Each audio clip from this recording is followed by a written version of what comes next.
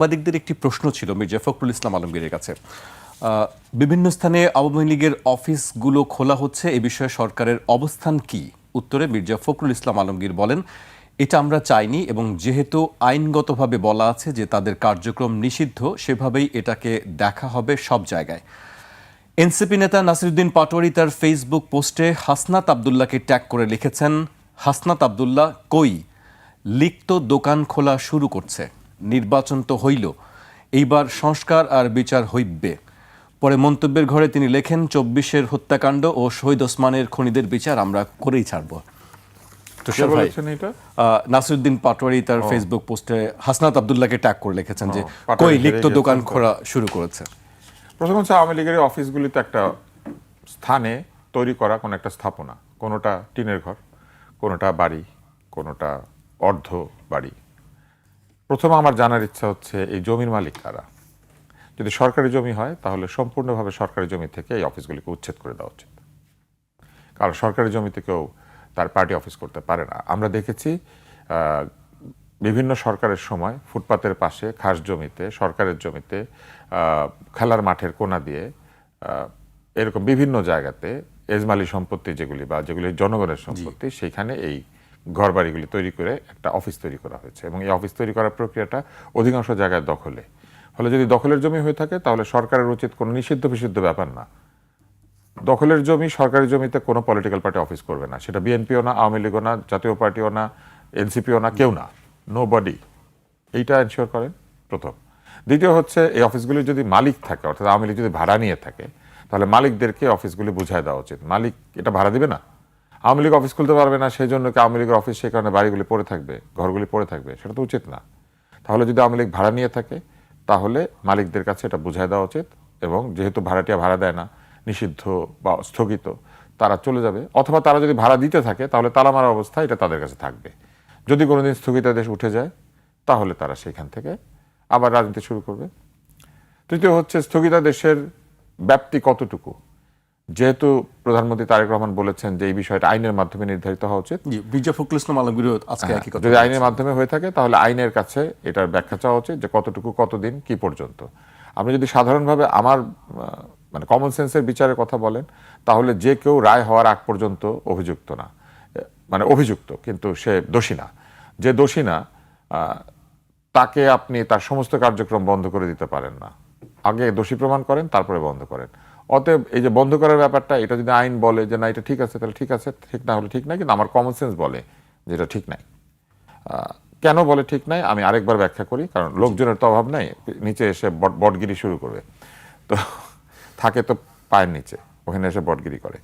তো খুব ভালোভাবে চিন্তা করবেন, একটা দল, সেই দলের মধ্যে কিছু লোক স্বৈরাচারী আচরণ করেছে এবং ওই দলের বিভিন্ন লোকের কর্মকাণ্ড জনবিরোধী, তাহলে এই লোকগুলিকে চিহ্নিত করে তাদেরকে আইনের আওতায় আনবেন।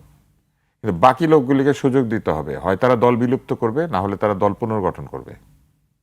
সেই সুযোগ তাদেরকে দেওয়া হয় নাই।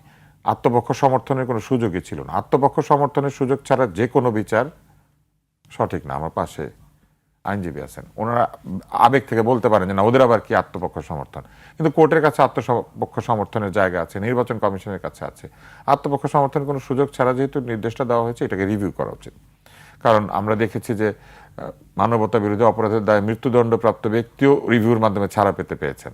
তাহলে এইখানেই বা কেন মানবতা বিরোধী অপরাধ যদি হয়েও থাকে, রিভিউ হবে, আলোচনা হবে, সেই জায়গা তো বন্ধ রাখা উচিত না। এবার আসেন আইনে কি বলা আছে দেখতে বললাম। এরপরে কি করা উচিত? এরপরে যেটা করা উচিত সেটা হচ্ছে যে ধরে নেন যে এরা ভাড়াও দিচ্ছে, এরা অফিসগুলির ভাড়া নিয়ে রেখেছে, ভাড়া দিয়ে যাচ্ছে এবং এখানে থাকতে চাচ্ছে। যদি তারা পুরোপুরি নিষিদ্ধ হয়ে যায় তাহলে তাদেরকে বলতে হবে যে এবার তোমরা অফিস গুটিয়ে নাও। তবে অফিস খুলছে কিভাবে, এইটা হচ্ছে প্রশ্ন।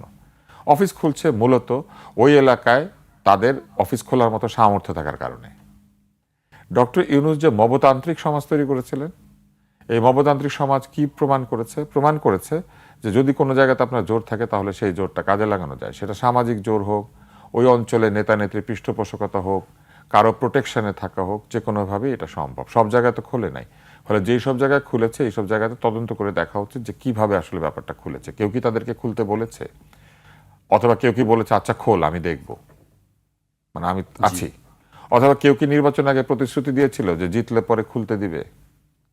অথবা কেউ কি অপেক্ষা করে বসেছিল যে একটা গণতান্ত্রিক সরকার আসলে আমরা গণতান্ত্রিক রাইটস সেটা এক্সারসাইজ করতে শুরু করব এবং আমরা এটা খুলে দিব? এইবার আসেন, কোন কোন বাড়ি এবং জমির মালিক যদি আওয়ামী লীগ নিজেই হয়ে থাকে, তাহলে এটাকে আইনি প্রক্রিয়ায় গিয়ে আওয়ামী লীগের কাছে তাদেরকে মোকাবেলা করতে হবে। আপনি যদি কোনো জমির মালিক হই, রাষ্ট্র কি সেটা কেড়ে নিতে পারে? এই একটা যে মাজদার হোসেন মামলা ছিল, সেখানে একটা সিনেমা হল নিয়ে কথা ছিল, সেই সিনেমা হল নিয়ে কথা বলতে গিয়ে অবজারভেশন থেকে কত কিছু হলো, তাই না?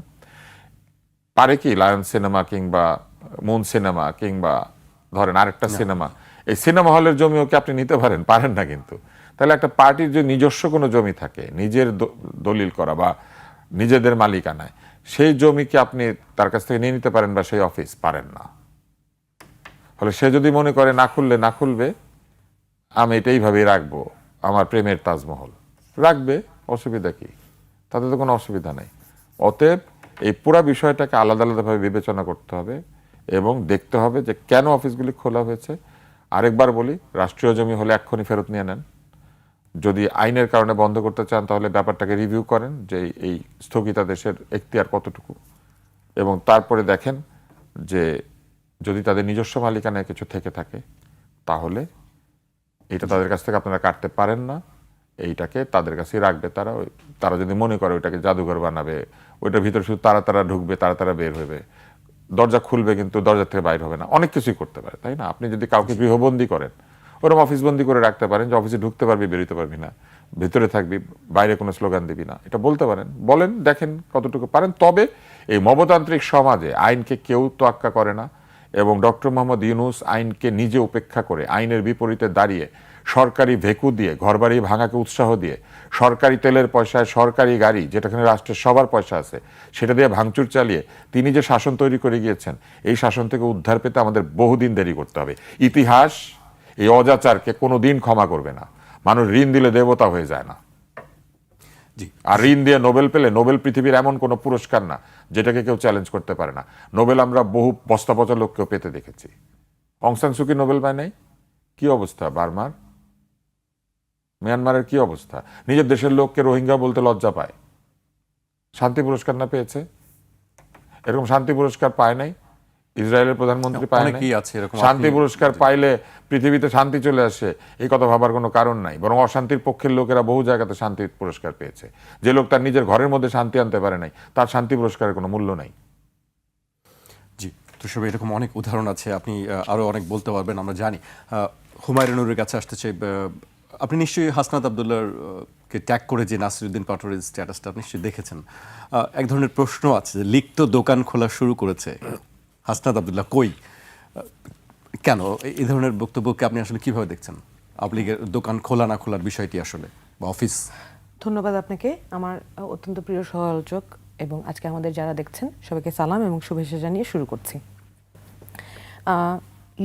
জনাব নাসিরুদ্দিন পাটোয়ারির স্ট্যাটাসটা আমি যতটুকু না দেখেছি, তার চেয়ে বেশি প্রশ্ন হচ্ছে যে এই ইলেকশন পরবর্তী সময়ে আমরা দেখলাম অতি দ্রুততার সাথে অ্যাটলিস্ট 16টা জেলায় আওয়ামী লীগের কার্যালয়গুলো খুলে দিয়েছে। এটা নিয়ে যখন সরকারের বিভিন্ন মুখপাত্র যারা আছেন, যারা নামে বেনামে সরকারকে এবং সরকারের যে রাজনৈতিক দল তাদেরকে ডিফেন্ড করে থাকেন, তাদের সামনে যখন আলোচনাটা হয় তখন তারা দায় এড়াতে চায়। কিন্তু প্রশ্নটা হচ্ছে তাদের সহযোগিতা বা তাদের সম্মতি ছাড়া একটা নিষিদ্ধ রাজনৈতিক সংগঠন বাংলাদেশে তাদের অফিসিয়াল কার্যক্রম চালাতে পারে কিনা, বা তাদের অফিস মানে তো নিষিদ্ধ হয়নি, কার্যক্রম নিষিদ্ধ করা হয়েছে। কার্যক্রম জি, একটা রাজনৈতিক স্থগিত, হ্যাঁ ওটাই বলছি, সরি। তো যেই রাজনৈতিক সংগঠনের বিচার শেষ না হওয়া পর্যন্ত তাদের কার্যক্রম স্থগিত করা হয়েছে, তাদের অফিসের কাজ কি? অফিসিয়াল কাজ করা। সো সেই অফিসিয়াল কাজ করার জন্য তাদের অফিসগুলো খুলে দেওয়ার যে প্রশ্নটা, সেইটা সরকারের একেবারে স্পষ্ট যদি না থাকে, ধরেন স্পষ্ট যদি সরকারের সহযোগিতা না থাকে, এটা একেবারে মাত্র দায়িত্ব নিয়ে আসা সরকারের কাছে এইটা তারা দায় এড়াইতে পারবে না। কারণ কি জানেন? কারণ কিন্তু তারা কেন এটা করবে আমি বলছি, ধরেন সবকিছুই তো ডিল। হাসনাত আবদুল্লাহ আজকে লিখেছে বোধহয় কোথাও, আমি পড়ছিলাম, এখন সমস্যাটা কি কি জানেন, ডিল, ডিলটা কি? সমস্যাটা আমি আপনাকে ভেঙেই বলছি। ধরেন সরকারের তো এইটাও দায়িত্ব যে এতগুলো আহত নিহত যারা শহীদ হয়েছেন, যারা আহত হয়েছেন, ইনক্লুডিং হাদি হত্যা, তাদের বিচার নিশ্চিত করা। এবং সরকারের সহযোগিতা ছাড়া আওয়ামী লীগ অফিস খুলতে পারে না, এটা জনগণ সাদা চোখে বোঝে। এবং সরকার যদি বলতে চায়, মির্জা ফখরুল ইসলাম আলমগীরের যে বক্তব্য আপনি বলছেন যে এইটা তারা সহযোগিতা করতে চায় না, এই ধরনের তো নিয়ে একটা ইমপ্রেশন ক্রিয়েট করতে চাচ্ছেন। একটা সরকার মাত্র 1 সপ্তাহের মতো হয়েছে, তারা 1 সপ্তাহ 10 দিনের মতো হয়েছে তারা দায়িত্ব হয়তো পেয়েছেন, জনগণ তাদেরকে ম্যান্ডেট দিয়েছে, কিন্তু জনগণ কি তাদেরকে এই ম্যান্ডেট দিয়েছে যে তারা আওয়ামী লীগের পুনর্বাসন করবে? তারা যদি সহযোগিতা না করে থাকে, তারা প্রশ্নবিদ্ধ হওয়ার মতো কাজ কি করার কথা? এটা আমার প্রশ্ন। আমার সহ আলোচক জনাব আব্দুল নূর তুষার সাহেব খুবই স্পষ্ট প্রশ্ন করেছেন যে আইনের চোখে যদি অভিযুক্ত তার অপরাধ প্রমাণিত না হয় তাহলে তাকে দোষী সাব্যস্ত করা যায় কিনা, এবং তাদের যে কার্যক্রম নিষিদ্ধ ঘোষিত আছে সেইটা কতটা লিগালি ভ্যালিড। আমি যেহেতু একজন আইনজীবী, আমি আইনের ব্যাখ্যাটুকু আগে দেই, তারপর বাকিটুকু বলছি। আওয়ামী লীগ হত্যাযজ্ঞ চালিয়েছে কি চালায় নাই, এটা তো সবাই সাদা চোখে দেখতে পেয়েছে, তাই না? তারা স্পষ্ট নির্দেশনা দিয়ে এতগুলো মানুষকে হত্যা করেছে এবং এখন পর্যন্ত তাদের হত্যাযজ্ঞের যেই প্ল্যানিং সেটা open and clear to everyone. Sheikh Hasina নিজে বলেছে যে আগের আমলে উনি উন্নয়নের পরিকল্পনা করেছেন এবং এখন উনি মাঠ সাফ করার পরিকল্পনা করবেন। তো এই জায়গায় এসে আদালত কি করতে পারে সেইটার বক্তব্যটা আমি আপনাকে স্পষ্ট করছি। ধরেন একটা জমি জমা নিয়ে বিরোধের মামলা, দুই পক্ষে দাবি করছে, দুই পক্ষ এই জমিটা দুই পক্ষেরই, তখন কোর্ট কিন্তু ইন্টারিম অর্ডার দিতে পারে এবং ওই জমির ফার্দার কোনো ট্রান্সফার বা কোন জমি নিয়ে স্থিতাবস্থা দেয়া, যে জমি যে যার দখল আছে তার দখলেই থাকবে, এটাও দিতে পারে। অথবা জমি কারো কাছে বিক্রি করতে পারবে না, সেই স্টে অর্ডারও দিতে পারে। এটা তো প্রচলিত।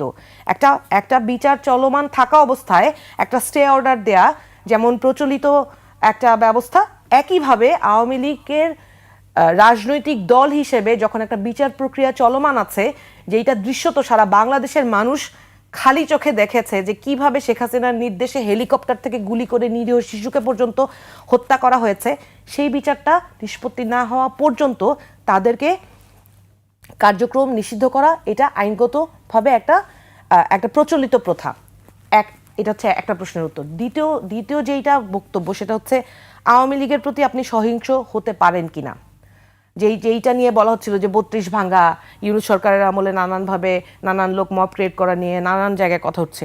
আমি কিন্তু প্রথম থেকে এখন পর্যন্ত এনসিপি থেকে আমরা বারবার করে বলেছি, শুরুতে ইন্টারিম গভর্নমেন্ট এই প্রথম যখন দায়িত্ব নেয় তখন আইন শৃঙ্খলার আসলে কোনোভাবেই তারা কন্ট্রোল নিতে পারে নাই, কিন্তু পরবর্তীতে ইন্টারিম গভর্নমেন্টের এটা দায়িত্ব ছিল আইন শৃঙ্খলা কন্ট্রোল করা, এবং এই যে কোনো জায়গায় যে কোনো কিছু হলেই যে একটা বিশৃঙ্খলাময় পরিস্থিতি তৈরি করা এবং আইন নিজের হাতে তুলে নেওয়া, এটা স্টপ করা তাদের দায়িত্ব ছিল, যেটা তারা ব্যর্থ হয়েছে। এবং আমরা বারবারই মানুষকে বলেছি যে এই যে ধরেন কিছু হলেই এনসিপির উপরে দায় চাপিয়ে দেওয়া হয়, কিন্তু আমরা যে আইন বহির্ভূতভাবে কাউকে হত্যাযোগ্য করে তোলা বা কারোর প্রতি সহিংস আচরণ করার বিরুদ্ধে, এটা আমরা বারবার স্পষ্ট করেছি। শুধু তাই না, আমরা এটাও বলেছি যে ট্রুথ অ্যান্ড রিকনসিলিয়েশন কমিশনের মাধ্যমে যারা আওয়ামী সমর্থক বা আওয়ামী লীগ যারা করেছে তাদের মধ্যে যারা সত্যিকারের দোষী, তাদেরকে চিহ্নিত করে বিচারের আওতায় আনতে হবে এবং বিচার কার্যক্রম শেষ হওয়ার পরবর্তীতে তাদেরকে কিভাবে সোসাইটিতে রিইনস্টেট করা হবে, সেইটার কি প্রক্রিয়া হবে, সেইটা নিয়ে যাতে আলোচনা হয়, সেই দ্বার যাতে উন্মোচন হয়, সেই কথাটা আমরা বারবার উল্লেখ করেছি। আপনাদের কথা আমরা বারবার শুনছি। আরেকটি আপনি কথা বলছিলেন যে ডিলের কথা বলছিলেন, যে ডিলটা আসলে কি, কার সঙ্গে কিসের ডিল? দেখেন, ডিল ছাড়াও সরকারও বা আসলে তাদেরকে সেই সুযোগটা কেন দিবে? নির্বাচনের আগে ধরেন প্রত্যেকটা রাজনৈতিক দলকেই দেখেছি যে কম বেশি আওয়ামী লীগের ভোটারদের ভোট টানার জন্য একটা চেষ্টা তারা করেছে, যেটা বিএনপিকে যেটা দেখেছি যে সরাসরি বিএনপির রাজনৈতিক নেতারা, যোগ করি, এটা তো আসলে সব রাজনৈতিক দলের পক্ষ থেকেই আমরা দেখেছি যে আওয়ামী লীগের ভোটারদের ভোট টানার জন্য গিয়েছে, আওয়ামী লীগের ভোটারদের দ্বারে দ্বারে। জি হ্যাঁ, সবাই বলেছে আওয়ামী লীগের যারা ভোটার আছে তাদের ভোট তারা চায়, আওয়ামী লীগের বিষয়ে যার অবস্থান তারা স্পষ্ট করেছে, সেই অনুযায়ী আওয়ামী লীগের যারা সমর্থক আগে ছিলেন তারা তাদের পছন্দ অনুযায়ী ভোটটা দিয়েছেন, তাই না? তো তাদেরকে কারা সবচেয়ে বেশি কমফোর্ট দিয়েছে, কারা সবচেয়ে বেশি ইমিউনিটি এনশিওর করার কথা কমিট করেছে, ভোটটা তারাই বেশি পেয়েছে, তাই না? এটাই তো বাস্তবতা। তো এখন এটা তো এখন খোলা চোখে দেখা যাচ্ছে যে কে কি লাইসেন্স দিয়েছে। ধরেন আমি যেই জায়গায় কাজ করি সেই জায়গায় ডিলটা কি হয়েছে যে আচ্ছা ধরেন যদি এই ভোটটা যদি অন্য পক্ষে বেশি পড়তো তখন কি এটা বৈধ হতো? আমি আমার রাজনৈতিক যে দলটা সেই দলের অবস্থান কিন্তু স্পষ্ট করেছি। আওয়ামী লীগের যারা দোষী তাদের বিচার হইতে হবে। ঢালাওভাবে আপনি একটা জায়গায় একটা মামলায় আপনি 500 জনের নাম দিয়ে দিলেন, তাহলে কিন্তু হইল না। আপনি যারা যারা সম্পৃক্ত তাদের নাম দিয়ে তাদের বিচার এনশিওর করতে হবে। আপনি যখন মামলার কার্যক্রম এবং তদন্ত কার্যক্রম যখন সুষ্ঠু না হবে তখন প্রকৃত বিচারও হবে না, এবং আলটিমেটলি যারা ভুক্তভোগী তারা এই এই এই সমস্যার কারণে তারা বিচারের দ্বার থেকে ফেরত আসতে হবে, তারা সুবিচার পাবে না। এবং ন্যায় বিচার এনশিওর করার জন্য ট্রুথ অ্যান্ড রিকনসিলিয়েশন কমিশন এবং সুষ্ঠু বিচার তদন্ত হওয়া এটা খুবই প্রয়োজনীয়। আপনি দেখেন যেই কথাটা তুষার ভাই বলছিলেন, আমার না একটু দুঃখ লাগে। ধরেন আমরা কিছু জায়গায় একেবারে জিরো টলারেন্স না দেখালেই না। আপনি নাসিরউদ্দিন পাটোয়ারি বলেন, আপনি হাসনাত আব্দুল্লাহ বলেন, সালেউদ্দিন সিফাতের কথা বলেন, আপনি তাদের কথা ফেলে দিতে পারবেন না। আপনি যেই কথাটা বলছেন যে অমুক অভিযুক্ত, কিন্তু তার নামে এখনো বিচার কার্যক্রম শেষ হয়নি দেখে আমি তাকে দোষী সাব্যস্ত করতে পারি না। যেই ফয়সাল অস্ত্র মামলায় অভিযুক্ত ছিল তার জামিন করানো হয়েছে এবং বের হয়ে সে কি করেছে? বের হয়ে সে হাদিকে হত্যা করেছে। সেই লোক একই দিনে হত্যা করে কার সহযোগিতায় এই বর্ডার ক্রস করেছে সেইটাও দেখার বিষয়। আমরা কিন্তু সেইটা স্পষ্ট না, কাদের সম্পৃক্ততা ছিল সেইটাও স্পষ্ট না, সেইটা নিয়ে আমরা দাবি তুলেছি। কিন্তু আপনি যখন একজন অপরাধীকে বারবার তার অপরাধের মাত্রা বিচার না করে তাকে যখন খোলা মাঠে অপরাধ করতে ছেড়ে দিবেন তখন অপরাধের মাত্রা বাড়তেই থাকবে। পরশুদিন রাতের ঘটনা বলি, জনাব সালেউদ্দিন সিফাত আমাদের দলের যুগ্ম সদস্য সচিব, উনি 21শে ফেব্রুয়ারিতে আওয়ামী লীগের বিভিন্ন সংগঠন, ধরেন আমি যদি আমার পেশাজীবী সংগঠনের কথাই বলি, আওয়ামী লীগের যে সংগঠনের নাম ছিল সেটা ছিল বঙ্গবন্ধু আওয়ামী আইনজীবী পরিষদ। তার আগে তার আরেকটা ইয়ে ছিল সম্মিলিত আইনজীবী পরিষদ, ওইটা আওয়ামী লীগ সমর্থিত একটা আইনজীবী পরিষদ। ওনারা ফুল দিতে গিয়েছেন শহীদ মিনারে, যে কেউ ফুল দিতে যেতে পারেন, এই বিষয়ে কিন্তু আমার কোনো আপত্তি নাই। এটা মানুষের কাছে ভুল মেসেজ যেতে পারে। আমার যারা সুপ্রিম কোর্টে যারা আমার সহকর্মী আছেন তারা আমি দেখলাম যে ফেসবুকে এটা লিখেছি বলে আমাকে ভীষণভাবে গালাগালি করছে। ধরেন তারা যে পেশা 5ই আগস্টের পর থেকে একেবারে হাতে গোনা যারা অন্যায় অপরাধ করেছে তারা ছাড়া সুপ্রিম কোর্টের সমস্ত আওয়ামী সমর্থিত আইনজীবীরা কিন্তু প্র্যাকটিস করছে। একটা একদম স্পেসিফিক্যালি যারা ভোট চুরি করা, সহিংসতা করা এগুলোর সাথে জড়িত ছিল না, তারা ছাড়া আওয়ামী লীগ সমর্থিত প্রত্যেকটা আইনজীবী কিন্তু সুপ্রিম কোর্টে প্র্যাকটিস করছে এবং তাদের কারোর সাথে আমরা কেউ কখনোই দুর্ব্যবহার করি নাই। আমার প্রশ্ন হচ্ছে তারা যখন ফুল দিতে গিয়েছে সেটা নিয়ে আমার কোনো সমস্যা নেই। একজন সাধারণ মানুষ উনি লিখেছে, ওখানে একটা প্ল্যাকার্ড নিয়ে দাঁড়িয়েছিলেন যে উনি ওনার আবেগের জায়গা থেকে লিখেছেন যে এইখানে আওয়ামী লীগ ফুল দিতে আসতে পারবে না, এরকম কিছু একটা। সেইখানে আওয়ামী লীগের কয়েকজন তার সাথে যেই আচরণ করেছে, যেই দুর্ব্যবহার করেছে এবং যেই সহিংস আচরণ করেছে সেইটা নিয়ে জনাব সালেউদ্দিন সিফাত প্রশ্ন তুলেছিলেন। শুধুমাত্র এইটা করার কারণে সালেউদ্দিন সিফাতকে যেইভাবে সেই রাতে হত্যাযোগ্য করা হয় এবং তার নামে বিদেশে অবস্থানরত আওয়ামী লীগ কর্মীরা ফেসবুকে পোস্ট দিয়ে তার ব্যক্তিগত পরিচয়, ফোন নাম্বার, তার বাবার নাম, তার বাড়ির ঠিকানা এবং প্রত্যেকটা জিনিস পাবলিক করে দেয় এবং তাকে হত্যা করার হুমকি প্রদান করা হয়। শুধু তাই না, আমরা আজকে পর্যন্ত এখন পর্যন্ত আমি যেখানে বসে আছি এখন পর্যন্ত তার মোবাইলে অজস্র ফোন, অজস্র থ্রেটস আসছে এবং এইটা স্পষ্টভাবে আসছে। এবং যারা এগুলো করছে তারা কি সবাই বাইরে থেকে করছে? তারা তো বাংলাদেশে অবস্থান করে করছে। কেন করছে? শুধুমাত্র আওয়ামী লীগকে তারা আওয়ামী লীগের বিরুদ্ধে এই সহিংসতার বিরুদ্ধে। যেটা বলেছেন এখানে খানিকটা জায়গা আবেগের, কিন্তু আপনি লজিক্যালি চিন্তা করবেন, একবার সার্জিস কয়েকশো গাড়ি নিয়ে বের হয়ে গেলেন, তাসনিম জারা তার সমালোচনা করলেন। সার্জিসের গাড়ির দায়িত্ব কিন্তু তাসনিম জারা নেন নাই একই দলের মধ্যে থাকার পরেও। কিংবা হাসনাতের বক্তব্য, সার্জিসের বক্তব্যের দায়িত্ব এনসিপি নেয় নাই।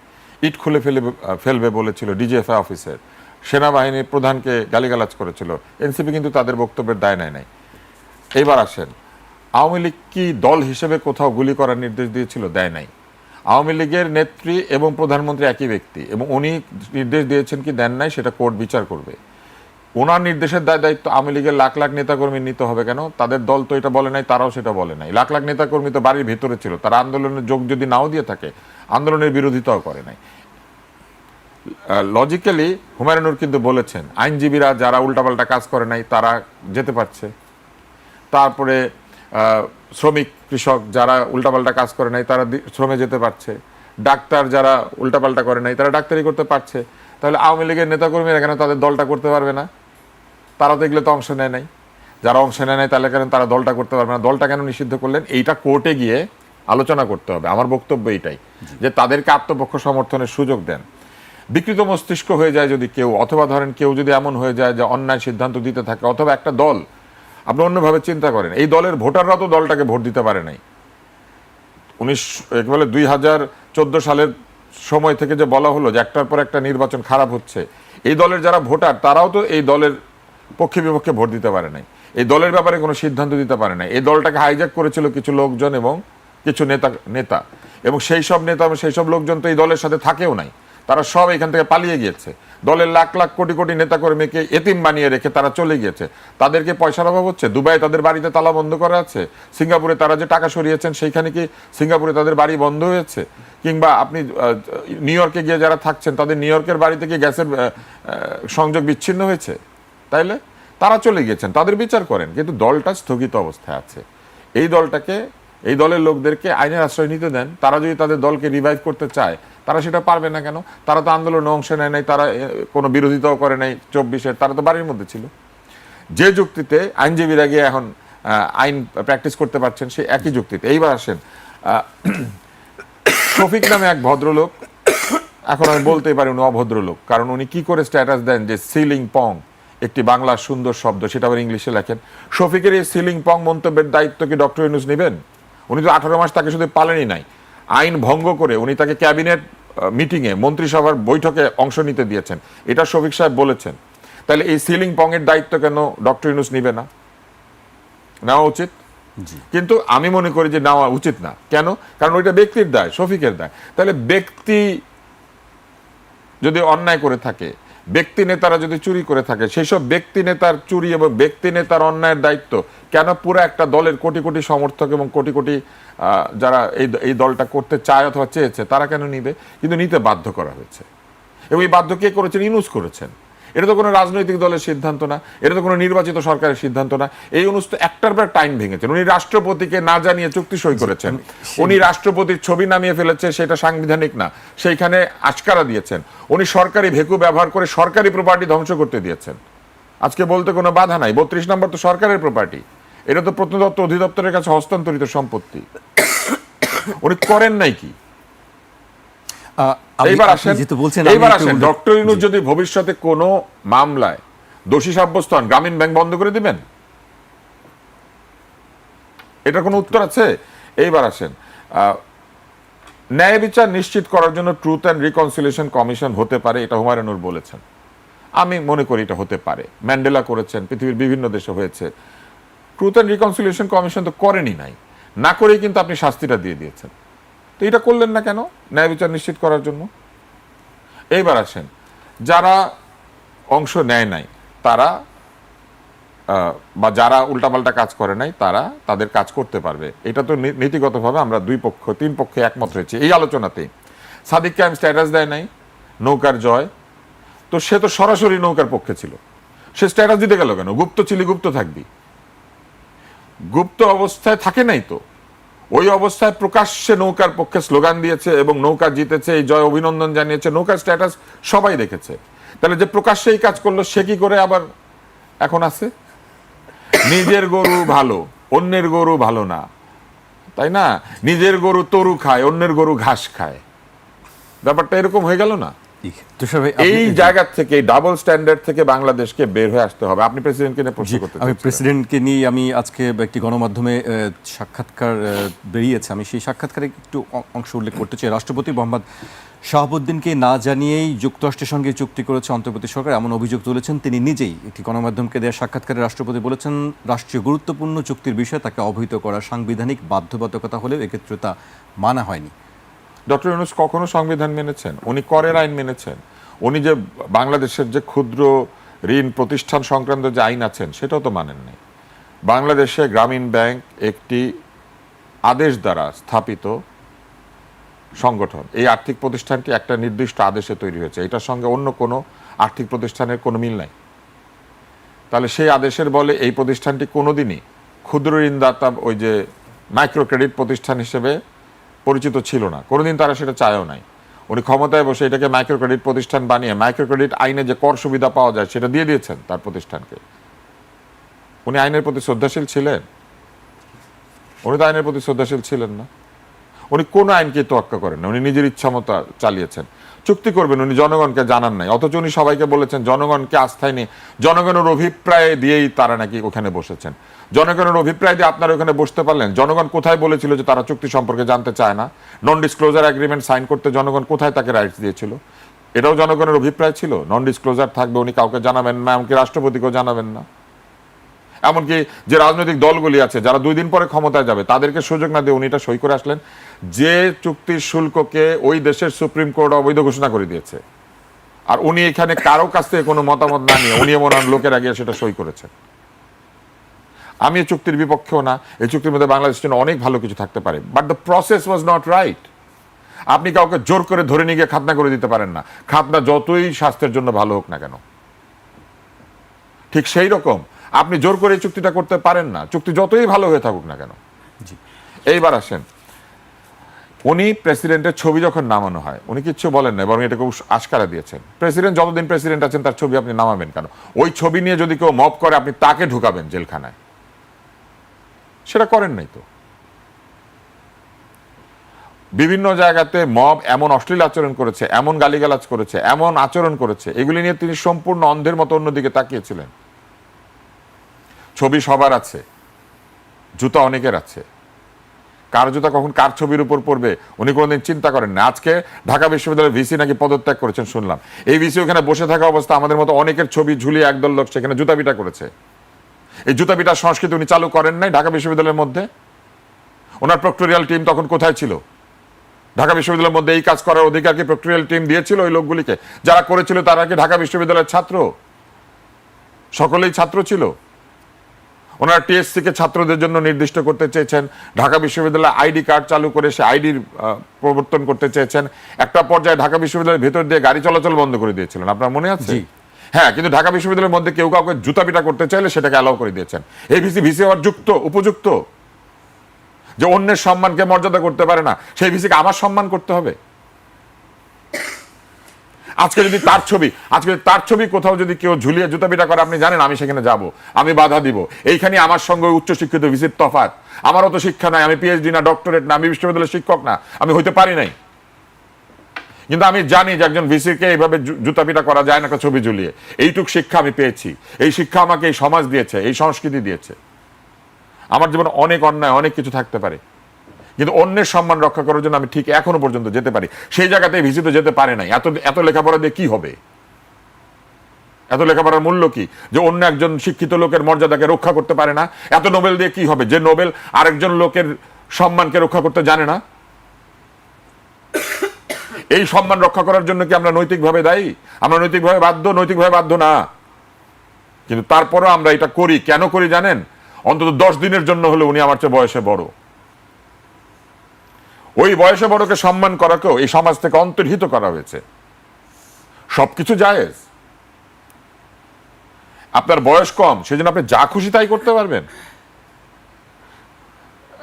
শুধু যে প্রেসিডেন্টকে এই কাজ করা হয়েছে তাই কি? ওনার বাণী দিতে দেয় নাই। এবং প্রেসিডেন্ট যে কথাগুলি সংবাদপত্রে এখন বলতে পারছেন, এটাও তো বলতে পারেন নাই। তাহলে বাক স্বাধীনতা কে দিল? তারেক রহমান দিল, ডক্টর ইউনূস দেয় নাই। কারণ যে দেশে প্রেসিডেন্টের বাক স্বাধীনতা রহিত করা হয়েছিল বলে প্রেসিডেন্ট বলছেন, সেই দেশে ডক্টর ইউনূস দাবি করলেই হবে উনি মানুষকে কথা বলতে দিয়েছিলেন? দেন নাই। উনি নিজে কথা বলতে চেয়েছেন এবং ওনার লোকজন শুধু কথা বলেছে। এবং আমাদের মতো কিছু লোক বেয়ারা প্রকৃতির, আমরা কথা বলে ফেলেছি কোনো কারণে। জি তুষার ভাই, আমরা আপনার বক্তব্য উনি এত কথা বলেছেন। উনি যখন তথ্য বিষয়ের উপদেষ্টা ছিলেন উনি বলেছিলেন যে স্বায়ত্তশাসন দিতে হবে, বিটিভি এগুলোকে সব স্বায়ত্তশাসিত করতে হবে। উনি ওনার বিভিন্ন লেখার মধ্যে লিখেছেন গণমাধ্যমকে স্বাধীনতা দিতে হবে। গণমাধ্যম দখল হয় নাই ওনার সময়? গণমাধ্যম দখল করা উনি বন্ধ করতে পেরেছিলেন? সাংবাদিকদের চাকরি চলে যাওয়া বিনা কারণে বন্ধ করতে পেরেছিলেন? উপদেষ্টাকে প্রশ্ন করার কারণে সাংবাদিকদের চাকরি চলে গেছে। উনি একটাবার বলেছেন সেই উপদেষ্টাকে যে এই কাজটা করা ঠিক হয় নাই। এবং শুধু কি তাই, আজকে যখন ওনার সময় কারারুদ্ধ করা হয়েছে সাংবাদিকদেরকে, ভুয়া মামলা দেওয়া হয়েছে সাংবাদিকদের বিরুদ্ধে, সেগুলো উনি বন্ধ করেছেন। উনি বেতার টিভিকে কেউ স্বায়ত্তশাসন দিতে পারে না। উনি না এসেছিলেন বাংলাদেশকে একবারে সংস্কার করে শেষ করে দিয়ে যাবেন। বেতার টিভির স্বায়ত্তশাসন নিশ্চিত করতে পেরেছেন? বেতার টিভির দলীয়করণ বন্ধ করতে পেরেছেন? দলীয় ভাবাপন্ন ব্যক্তিকে ডিজি বানানো বন্ধ করতে পেরেছেন? বাংলাদেশ টিভিকে, বাংলাদেশ টেলিভিশন, জনগণের টেলিভিশনকে দলের সম্পত্তি বানানোকে বন্ধ করতে পেরেছেন? বন্ধ করতে পারতেন, উনি করেন নাই। কারণ এইটাই ওনাদের নীতি ছিল। মুখে এক কথা, মনে আরেক কথা। আজকে যখন হাসনাত পাটোয়ারিকে প্রশ্ন করে, পাটোয়ারি হাসনাতকে প্রশ্ন করে, তাদের দলে মিটিং নাই, ফেসবুকে প্রশ্ন করে কেন? মিটিং করে জিজ্ঞেস করতে পারে না? একজন আরেকজনকে প্রশ্ন করতে গেলে ফেসবুকে এসে প্রশ্ন করতে হয়। কারণ একজন এমপি হয়েছে, আরেকজন এমপি ফেল করেছে, এবং শুধু এমপি হওয়ার কারণে, শুধু এমপি হতে চায় বলে তারা তাদের দলটাকে এমন একটি দলের সঙ্গে গিয়ে ঐক্য করিয়েছেন যে দলের সঙ্গে তাদের আদর্শের কোনো মিল নাই। তারা নিজেরাই বলে আমরা আদর্শের ঐক্য করিনি, আমরা ভোটের ঐক্য করেছি। ভোটের ঐক্য করে এখন দেখেন নেতারা অনেকে পাশ করে নাই। এক নেতা আরেক নেতাকে প্রশ্ন করে কিরে খোলে কেন, কেন কিরে খোলে কেন, এটা বলার জন্য কি আপনাকে হাসনাতকে জিজ্ঞেস করতে হবে? আপনারা করেন কি? আপনাদের দল নাই এখন? আপনাদের লোকজন নাই এখন? নাকি ক্ষমতায় গেলে শুধু পারেন? নিজের পছন্দের প্রধান উপদেষ্টা থাকলে তারপরে পারেন, না হলে পারেন না। তার মানে আপনারা ওই প্রধান উপদেষ্টার আশকারণে এগুলো করেছিলেন? কই কোনোদিন তো বলে নাই যে একটা বয়স্ক লোক সারা জীবন আমাদেরকে এসে বিতর্ক শিখিয়েছে, তাকে অপমান করছেন। কোনোদিন তো বলে নাই যার সিনেমা আমরা দেখি শাকিব খান, তাকে অবমাননা করছে। কোনোদিন তো বলে নাই, কোনোদিন তো ওই জুতার বিরুদ্ধে একটা কথা বলে নাই। স্নেহ আশা করে কিন্তু সম্মান দিতে প্রস্তুত না। জি, স্নেহ করার জন্য আমরা কি চুক্তি করেছি? তুষার ভাই, আমরা এই প্রশ্নের উত্তরগুলো হুমায়রা নূরের কাছে, যে দেশে প্রেসিডেন্ট সম্মান পায় না সেই দেশে আর কে সম্মান পাবে? বরং আমি তারেক রহমানকে ধন্যবাদ জানাই যে প্রেসিডেন্টকে সাক্ষাৎকার দিতে পেরেছেন। জি, অনেকগুলো প্রশ্ন তুষার ভাই রেখেছেন, একটু আবেগ ক্ষুব্ধই খুবই প্রকাশ করেছেন। আমি ক্ষুব্ধ না, এই কথাটা আমি জোরে বলেছি, কারণ কিছু কিছু কথা জোরে বলতে হয়। আমরা যখন বিতর্ক করি আমরা লোকজনকে বলি you have to modulate your voice, when you really want to speak you have to speak, when you say that I have a dream you have to say it loudly that I have a dream. Of course. হুমায়ুনের কাছে এই প্রশ্নগুলো উত্তর জানতে চাই আসলে। প্রথম কথা হচ্ছে তুষার ভাই বলেছে যে আমরা স্নেহ চাই কিন্তু আমরা শ্রদ্ধা করতে চাই না। যারা এইসব বেয়াদবি করে তারা, আপনি তো এর মধ্যে নাই, আপনি তো বেয়াদব না। না, আমার দলের 5টা মানুষ যদি খারাপ হয় আমি তো একা ভালো হতে পারি না, এই খারাপের দায়িত্ব আমার উপরেও আসে। যেই কথাটা উনি বলেছেন, এই স্নেহ আমাদেরকে কেউ দেখায় নাই। এই চেয়ারে বসেই সারা বাংলাদেশের মানুষ যখন আমাদের সাথে এই আন্দোলনে একাত্মতা ঘোষণা করে তখন ভদ্রলোকেরা আমাদেরকে তিরস্কার করে, এবং এই তিরস্কার আজ পর্যন্ত শেষ হয় নাই। এবং আমাদের অপরাধ একটাই যে আমরা মানুষকে একত্রিত করার জন্য ওই যে হাসনাত আব্দুল্লাহ, নাসিরউদ্দিন পাটোয়ারি ফেসবুকে কেন লিখে? কারণ ওই ফেসবুকটা মানুষ দেখে।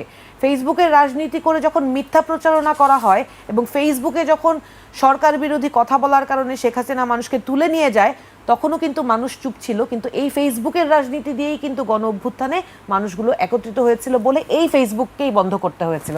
সুতরাং ফেসবুকে আন্দোলনটা, আমি ব্যক্তিগতভাবে শুধু ফেসবুকের আন্দোলন হোক এটা আমি না চাইলেও ফেসবুক এবং সোশ্যাল মিডিয়াতে প্রতিবাদ চলবে এবং মানুষকে সেইটার বিষয়ে সচেতন করার রাজনীতিটা চলবেই। কারণ এইটাই বাংলাদেশের মানুষ অভ্যুত্থানের সময়ও শেখ হাসিনার বিরুদ্ধে আন্দোলন করতে যে সাহসটা জুগিয়েছিল এই সোশ্যাল মিডিয়ার কারণেই হয়েছিল, এবং এই সোশ্যাল মিডিয়া বন্ধ করার কারণেই মানুষ পথে নেমে এসেছিল।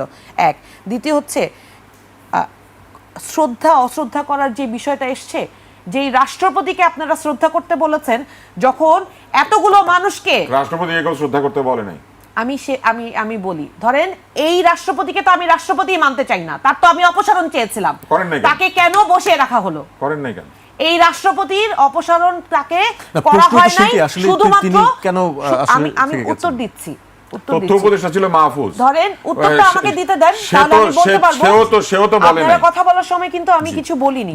আমি আমার বিরুদ্ধে যত অভিযোগ, ধরেন ইউনূস সরকারের, তুষার ভাই যখন কথা বলছিলেন ডক্টর মোহাম্মদ ইউনূসের প্রতি ওনার যত অভিযোগ, অনেক অভিযোগ তো আমরাও সাবস্ক্রাইব করি, কিন্তু দিন শেষে অভিযোগের খাতাগুলো শেষে এসে এনসিপির খাতায় উনি তুলে দিলেন। উনি বললেন যে নিজেদের পছন্দের ইন্টারিম বলে আমরা ওনাদের সবকিছু এইভাবে মেনে নিয়েছি বা ওনাদের দিয়ে এই ধরনের কাজ করানোর চেষ্টা করেছি, কিন্তু উনি একটা বার বলে নাই যে ইন্টারিম সরকারের মধ্যে বিএনপিরও পার্ট ছিল, অন্যান্য রাজনৈতিক দলেরও সম্মতিতে ইন্টারিম গভর্নমেন্টের বিভিন্ন রাজনৈতিক কর্মকাণ্ড চলেছে, এবং যার প্রতিফলন এখন যে বাংলাদেশের পররাষ্ট্রমন্ত্রী সেই ইন্টারিম সরকারেরই লোক, সেইটা কেউ বলে না।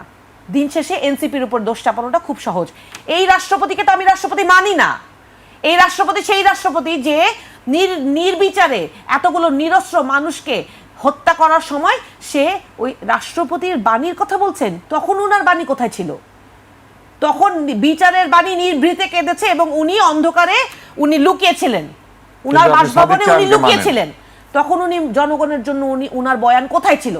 তখন এই সুশীল ব্যক্তিরা কোথায় ছিল? তখন কেন তারা প্রশ্ন করে নাই যে যেই রাষ্ট্রপতি জনগণের জন্য স্পিক আপ করতে পারে না, we don't want to see him as our president anymore, he is no more our president. এই যে পদবি, উনার বাকস্বাধীনতা, এই বাকস্বাধীনতা জনাব তারেক রহমানকে কি শেখ হাসিনা দিয়েছিল বিগত 17 বছর? তারেক রহমানের বন্দনায় উনি ভেসে যাচ্ছেন, কারণ তারেক রহমান সাংবিধানিক কন্টিনিউইটির নামে এই রাষ্ট্রপতিকে, আপনার কথা বলিনি, চুপ্পু সাহেবের কথা বলেছি, উনি তো তারেক রহমানের বন্দনায় ভেসে যাচ্ছেন। গতকাল উনার ইন্টারভিউটা তো আমিও পড়েছি যে তারেক রহমান ওনাকে খুবই সম্মান দিয়েছে আর সবাই অন্যরা ওনাকে খুব অসম্মান করেছে। উনি তো অসম্মানের যোগ্য, কারণ উনি বাংলাদেশের এত বড় একটা গুরুত্বপূর্ণ দায়িত্বে বসে থেকে উনি বাংলাদেশের মানুষের দায়িত্ব নেয় নাই। উনার মতো কাপুরুষ সারা বাংলাদেশের দ্বিতীয়টা নাই। এই একই যুক্তিতে ডক্টর ইউনূস অসম্মানের যোগ্য। এবং এইখানে এই জনাব তারেক রহমান, এইটাও উনি নিশ্চয়ই ভুলে যাবেন না, জনাব তারেক রহমানকে যে এই যে রাষ্ট্রপতি, যেই রাষ্ট্রপতি শেখ হাসিনা সরকারের বৈধতা দিয়েছে, শেখ হাসিনাকে সমস্ত শেখ হাসিনার অপকর্মকে বৈধতা দিয়েছে, সেই একই বৈধতার সাথে এইটাও ইনভলভ করে যে উনার মাকে বিনা চিকিৎসায়, সুচিকিৎসার অভাবে বাংলাদেশে অপচিকিৎসায় মৃত্যুবরণ করতে হয়েছে এবং তারেক রহমান বাংলাদেশে ফেরত আসতে পারে নাই। উনি নিজের রাজনীতিটা করতে পারেন উনার নিজের এটা তো সবাই জানে।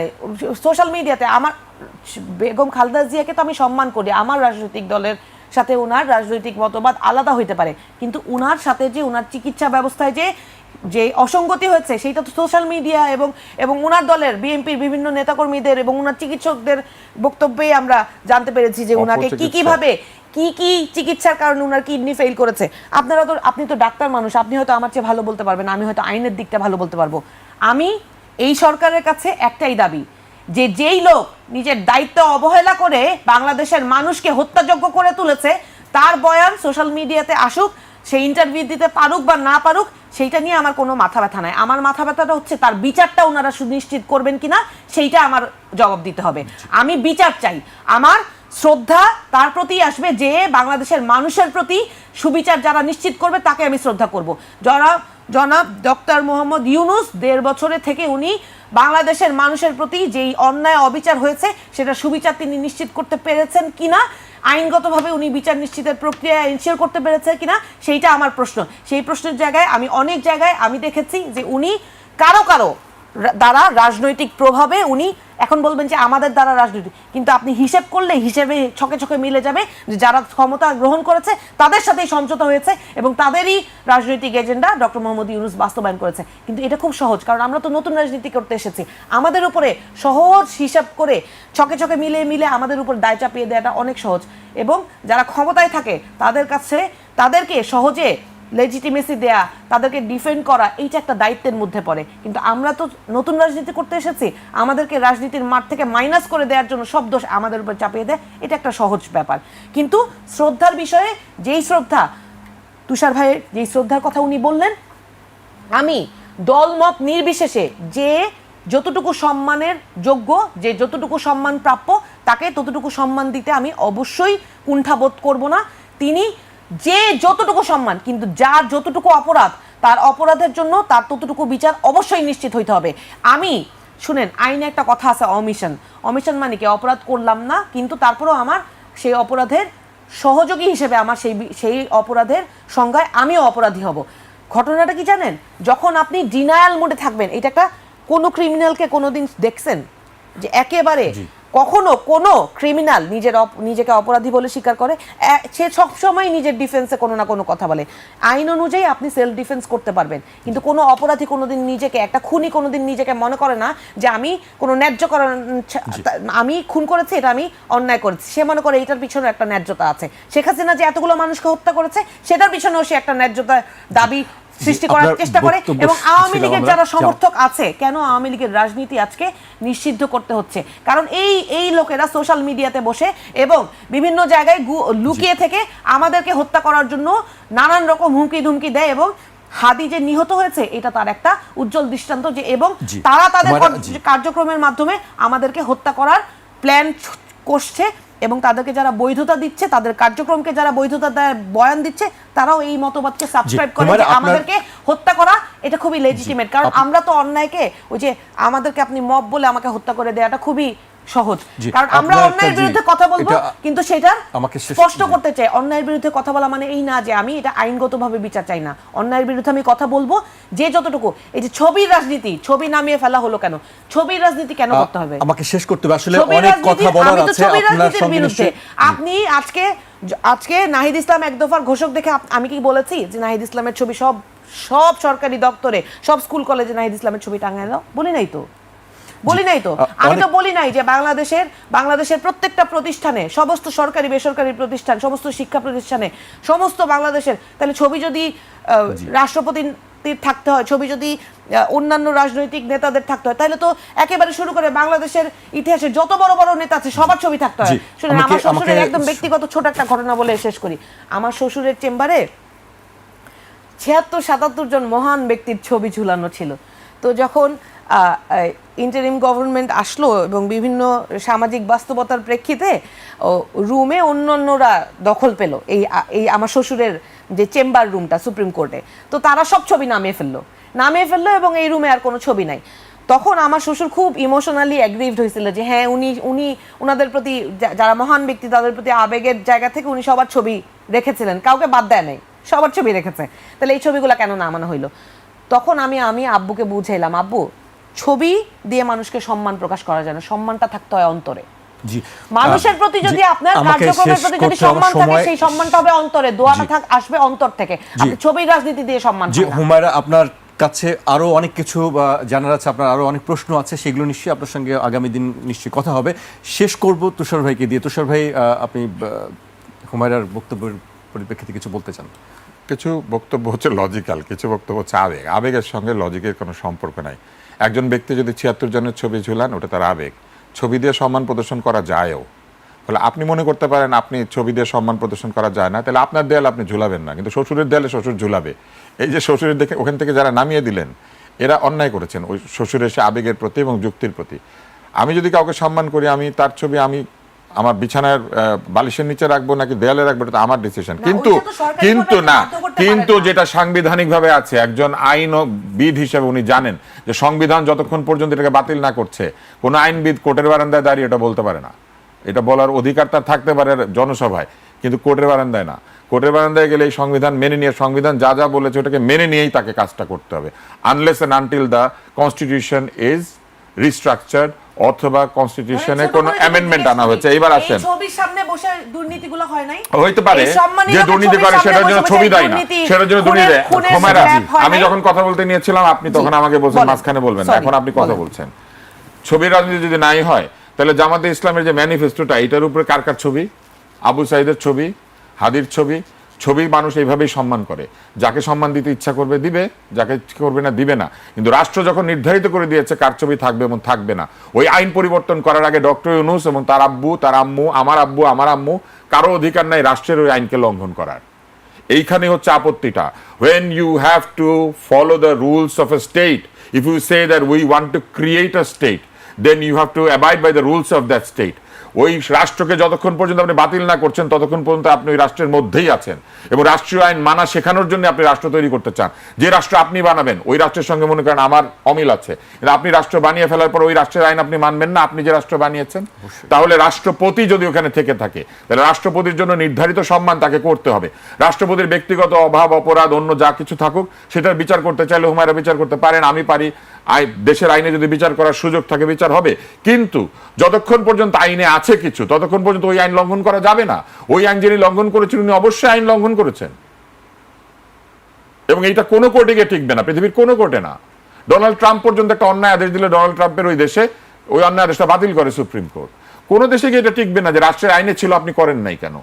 আর অমিশনের কথা যদি বলেন, if omission is a crime or omission is a party to the crime, যে আপনি অপরাধের সময় চুপ করেছিলেন কেন? অপরাধের সময় চুপ করে থাকে নাই? গণরুম যখন হয়েছিল তখন সার্জিস চুপ করে থাকে নাই? হাসনা চুপ করে থাকে নাই? রব্বানিকে ভাই ভাই বলে স্ট্যাটাস দেয় নাই ফেসবুকে? না, ওইটা অমিশন ছিল না। ও আপনি আন্দোলনের দিন বের হয়ে আসছেন, আপনার সব অপরাধ ভালো হয়ে মানে ক্ষমা হয়ে গেছে। আমি বক্তৃতা দেই নাই। অপরাধে যদি অভিযুক্ত করা হয়, এই অপরাধে আমি নিজে অভিযুক্ত হইতে পারেন, কিন্তু হ্যাঁ, কিন্তু অমিশনের দায়ে যারা অভিযুক্ত, অমিশনের দায়ে যারা এই কথা অনুযায়ী অভিযুক্ত হয়, তারা কিন্তু সম্মানিত হয়েছে। তারা অমিশন করার পরেও তারা অনেক সম্মানের ব্যাপার। ডক্টর ইউনূস কি করেছিলেন জুলাই মাসে? ফেসবুকে ওনার স্ট্যাটাস কি ছিল, ওনার আন্তর্জাতিক বিবৃতি কি ছিল? উনি কার পক্ষে বিবৃতি দিয়েছিলেন? এই আন্দোলনের পক্ষে কোথাও ওনার একটা বিবৃতি আছে যেখানে উনি বলেছেন শেখ হাসিনাকে যে ঠিক হচ্ছে না? তো প্রেসিডেন্টও করে নাই, ডক্টর ইউনূসও করে নাই। দুজনের একই পাল্লায় বিচার করেন। দাড়িপাল্লার সাথে কলি না, দাড়িপাল্লার সাথে কলি নাই, দাড়িপাল্লা দেন, দাড়িপাল্লা দিয়ে বিচার করেন না। ডক্টর জনগণের রাষ্ট্রপতি ছিল না, বাংলাদেশের রাষ্ট্রপতি ছিলেন। তো জনগণের রাষ্ট্রপতি হয়েও তো সে করেন। জনগণের রাষ্ট্রপতি হয়ে শোনেন, আপনি ডক্টর, আপনি আবার মাঝখানে কথা বলছেন। হোমায়রা, পুরো সময়টা আপনি আমাকে বলছেন চুপ করে থাকতে। এবার শুনেন, আপনি এবার শুনেন, আপনি হ্যাঁ পরের প্রোগ্রামে বলবেন। এবার আসেন, ডক্টর ইউনূস মব চালু করেন নাই? মব আছে আইনের মধ্যে, বিচার করেছেন। উনি মব ধরার জন্য একটাবার একটা বক্তৃতা দিয়েছেন। ওনার পরিষ্কার বক্তৃতা আছে, যদি বক্তৃতা দিলে মানুষকে উৎসাহ দেওয়া হয়, ওনার পরিষ্কার বক্তৃতা আছে। গ্রামে ওইসব লোক আছে, তোমাদের শরীরে তেজ নাই, শরীরে তেজ দিয়ে কি আইন প্রযুক্ত করতে হয়? ওনার বক্তৃতার মধ্যে উনি বলেছেন, এবং উনি সেখানে উৎসাহ দিয়েছেন মবকে। আমি বলতে পারি এটা, এবং অবশ্যই আছে, সেই বক্তৃতা তো রেকর্ডেড। শরীরে তেজ আছে না তোমাদের, তাদেরকে প্রতিহত করার জন্য তেজ নিয়ে নামতে বলেছেন। তেজ নিয়ে নামার কথা? আইন শৃঙ্খলা বাহিনী তার হাতে, আইন শৃঙ্খলা বাহিনী প্রতিরোধ করবে, আইন প্রতিরোধ করবে। আইনের শাসন প্রতিষ্ঠা করতে এসে আপনি বলবেন তেজ দেখাও? তো সেইটা মবকে উৎসাহ দেওয়া না?